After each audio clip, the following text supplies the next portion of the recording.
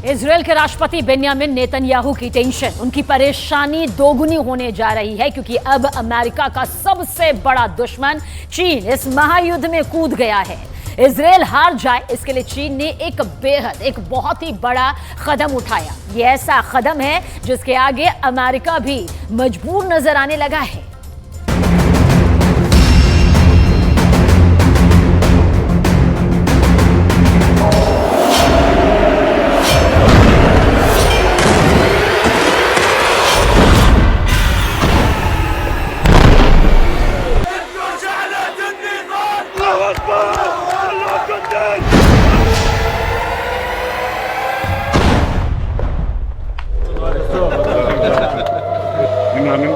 Yes.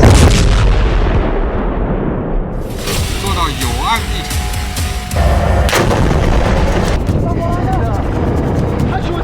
7 अक्टूबर के बाद से गाजा में जिसने हाथ डाला है उसने अपना हाथ जलाया है।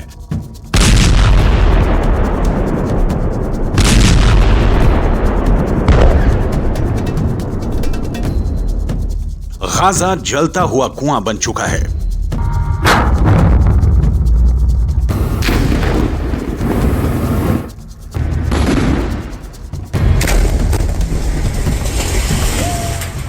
जो गिरेगा खत्म हो जाएगा, क्योंकि इजरायल को जिसने भी अब तक रोकने की कोशिश की उसको नेतन्याहू ने सिर्फ एक जवाब दिया, जब तक हमास खत्म नहीं हो जाता तब तक युद्ध जारी रहेगा। बंधकों को छोड़ाने के लिए सीज फायर तो कर दिया गया। गाजा और वेस्ट बैंक से बंधकों और कैदियों को छोड़ाने की तस्वीरें भी आईं। जश्न भी खूब मनाया गया।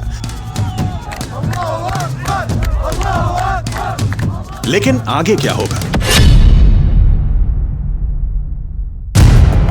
अब तक इजरायल के सामने ईरान फेल हो चुका है। इजरायल को डराने में हमास से लेकर हिजबुल्ला और यमन के हूथी भी नाकाम रहे हैं। सऊदी अरब और बाकी अरब देशों की जुबान पर भी ताला लगा है, यानी अरब देश भी पूरी तरह फेल हैं। इजरायल के खिलाफ पुतिन भी खुलकर सामने नहीं आए, यानी रूस भी फेल हो गया। इजरायल अब अमेरिका के बस में भी नहीं है, इसलिए बाइडन भी पूरी तरह से फेल हैं।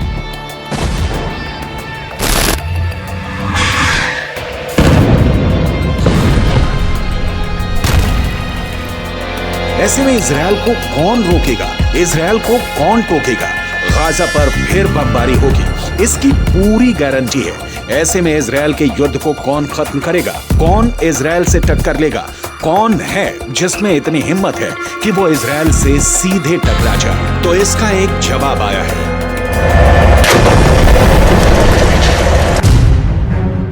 चीन ने बोला है कि वो गाजा का फैसला करेगा।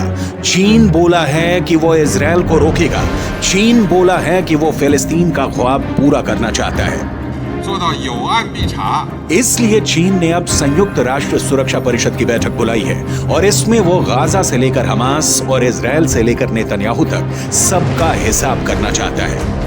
中国作为联合国安理会本月轮值主席国，将于11月29日举行安理会巴以问题高级别会议。中共中央政治局委员、外交部长王毅将赴纽约主持安理会会议。 चीन दावा कर रहा है कि वो अब हमास और इजरायल के बीच पावर ब्रोकर बनेगा।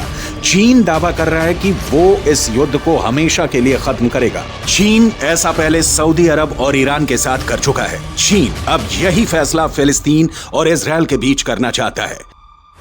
शी जिनपिंग बिग बॉस बनना चाहते हैं। शी जिनपिंग अमेरिका को दिखाना चाहते हैं कि दुनिया में उसका बल्ब फ्यूज हो चुका है।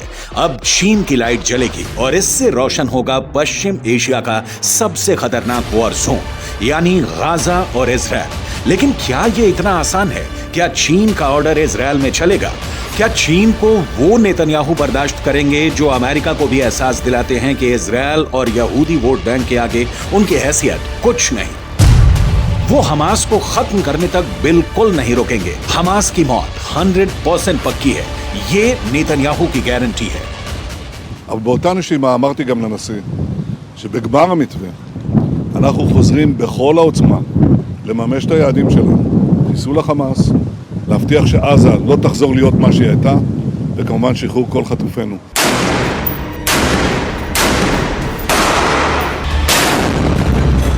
गाजा को मिट्टी में मिलाने की मुहिम तेज होगी, ये बात नेतन्याहू ने साफ कर दी है।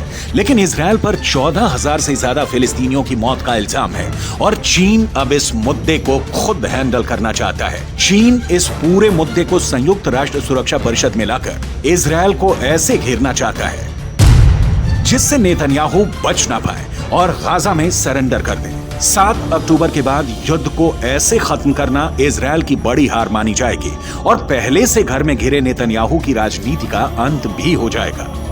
लेकिन फिलिस्तीन और गाजा को लेकर इजराइल के खिलाफ कोई भी प्रस्ताव गिर जाएगा, इसकी भी पूरी गारंटी है, क्योंकि अमेरिका के पास वीटो पावर है जिसका उसने हमेशा इजराइल को बचाने के लिए इस्तेमाल किया है। अब तक संयुक्त राष्ट्र में फिलिस्तीन के मुद्दे पर 36 बार प्रस्ताव लाया गया है। इसमें अमेरिका ने 34 में वीटो करके इजराइल को बचाया है। 7 अक्टूबर के बाद भी 2 प्रस्ताव आए हैं और इसमें भी अमेरिका ने इजराइल को बचाने का काम किया है।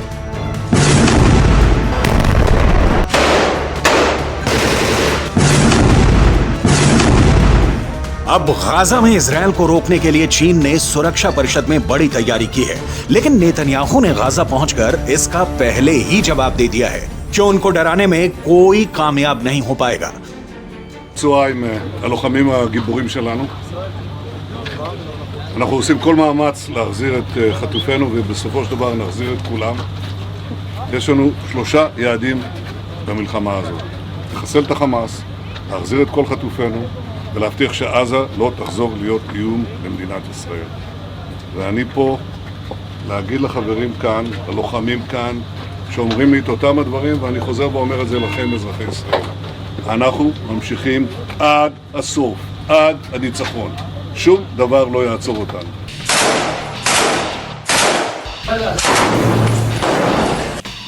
गाजा की गलियों में जो युद्ध हुआ है या हो रहा है उसने इजराइल को भी बड़े झटके दिए हैं, लेकिन नेतन्याहू अपने फैसले पर कायम है। बंधकों को छुड़ाने वाले सीज फायर के बाद वो हमास पर 10 गुना तेज हमला करेगा। फिर हमास के पास न बचने का रास्ता होगा न भागने का। गाजा की गलियों में युद्ध के दौरान हमास ने भी बड़े बड़े दावे किए हैं।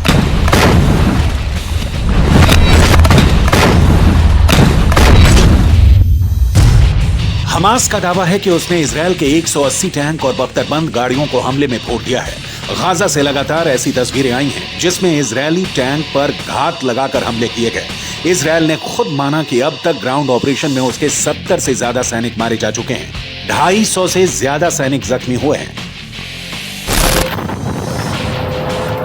लिहाजा हमास के खिलाफ जो ताकत इजराइल माना जाता है उसके मुताबिक नतीजे तो इजराइल को भी नहीं मिले हैं। हालांकि नेतन्याहू के सामने अपनी छवि को बचाए रखना बड़ा चैलेंज बन चुका है और गाजा पहुंचकर उनकी पहली कोशिश इसी तरफ नजर आती है।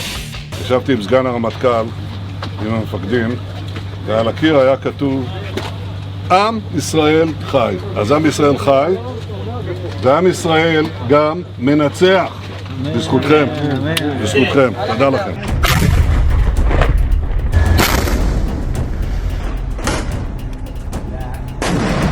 इजराइल का ग्राउंड ऑपरेशन बता रहा है कि अब उसने गाजा को 2 हिस्सों में बांट दिया है, या कहें कि गाजा को 2 हिस्सों में काट दिया है। एक तरफ है उत्तरी गाजा जिसको चारों तरफ से इजराइल की सेना ने घेर लिया है। अंदर बहुत ही खतरनाक युद्ध पूरी दुनिया ने देखा है। तो दूसरी तरफ है दक्षिणी गाजा। इजराइल की कोशिश है कि उत्तरी गाजा में हमास के पूरे कैडर को खत्म कर दिया जाए। चीन ऐसा नहीं चाहेगा क्योंकि चीन तो हमास का पूरा समर्थन करता है। ऐसा इसलिए कहा जा रहा है क्योंकि उसने 7 अक्टूबर वाले हमले को लेकर अपना रुख साफ नहीं किया है, या कह सकते हैं कि वो हमास के साथ है।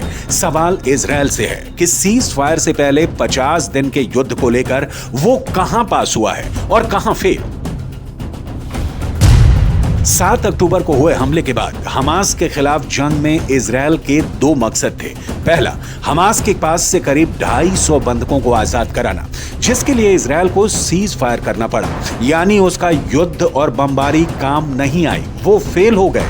दूसरा मकसद, इजराइल हमास को जड़ से खत्म करना चाहता है, लेकिन अभी तक इसमें भी इजराइल फेल ही साबित हुआ है।